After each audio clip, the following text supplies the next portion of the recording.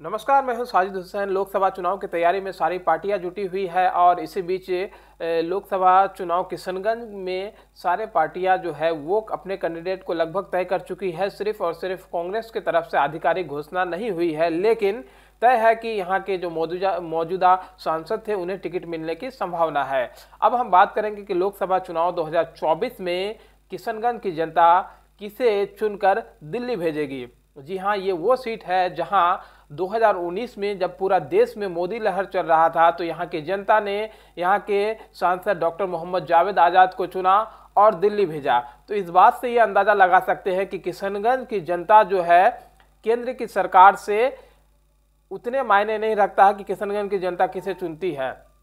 केंद्र की सरकार में किशनगंज की जनता के जो नुमाइंदे हैं उनकी भूमिका बहुत अल्प रहती है, चाहे वो लोकसभा चुनाव की बात कर ले या फिर विधानसभा चुनाव की भी बात कर ले। अगर विधानसभा चुनाव की भी अगर हम बात करेंगे तो किशनगंज में जितने भी विधायक हैं, जिस पार्टी के भी विधायक हैं, तो केंद्र में बिहार सरकार में भी उनकी भूमिका अल्प रहती है। यहाँ तक कि इससे पहले जो विधानसभा इलेक्शन हुआ उसमें 4 सीटों पर लगभग एमआईएम की जो जीत हुई, हालांकि वो आरजेडी में चले गए, वो बाद वाली बात है। लेकिन इससे अंदाजा लगा सकते हैं कि किशनगंज की जनता जो वोट करती है तो यहाँ के लोकेलिटी को देखकर, यहाँ के लोकल आदमी को देखकर वोट करती है कि कौन हमारा अपना है, कौन यहाँ का है। इसीलिए एमआईएम को चुना गया था। तो एमआईएम को भी देख के नहीं चुना गया था, बल्कि यहाँ के नेता को देख के चुना गया था कि यहाँ का लोकल नेता कौन है और किसे हमें वोट देना चाहिए। तो इस बात से कि देश में कौन सा लहर चल रहा है, ये किशनगंज की जनता के लिए बहुत बड़ा मायने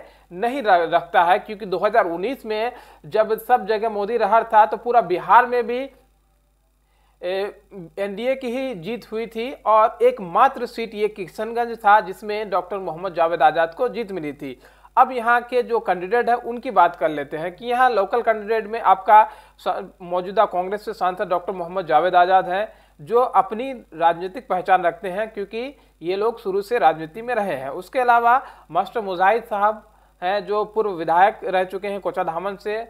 उसके अलावा अख्तरुल इमान जो मौजूदा एमआईएम के प्रदेश अध्यक्ष है और एमआईएम से सीट लड़ रहे हैं। तो यहाँ 3 ऐसे कैंडिडेट हैं और 3 बड़ी पार्टियां, चाहे एमआईएम हो, जेडीयू हो या फिर कांग्रेस हो, ये तीनों के बीच टक्कर होने वाली है। अब तीनों में से कौन जीतेगा इसकी संभावना तो रिजल्ट के बाद ही, इसका घोषणा रिजल्ट के बाद ही होगा।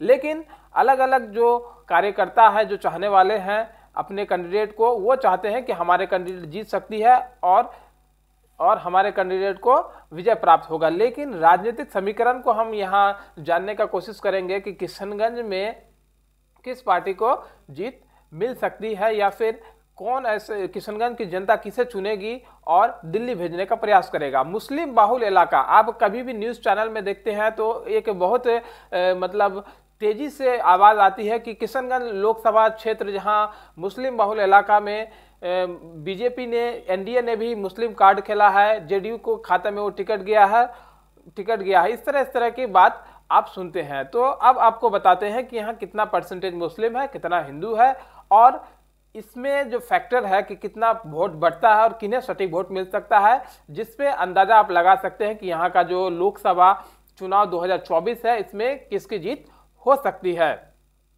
तो सबसे पहले परसेंटेज की बात करें तो 68% मुस्लिम है यहाँ और 32% नॉन मुस्लिम है।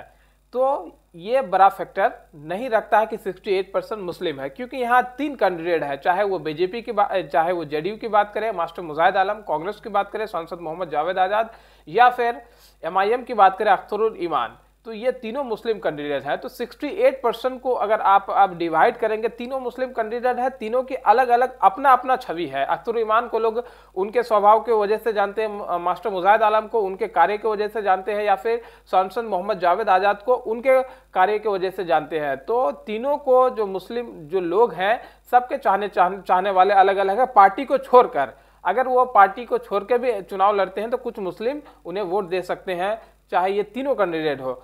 तो पार्टी को छोड़ के जो मुस्लिम 68% है उसमें तय है कि मुस्लिम का जो वोट बैंक है, जो वोट प्रतिशत है वो बटेगा। अगर उस 68 को 100% करेंगे तो वो वोट प्रतिशत 30, 40 या 60 के रेशियो में बटेगा।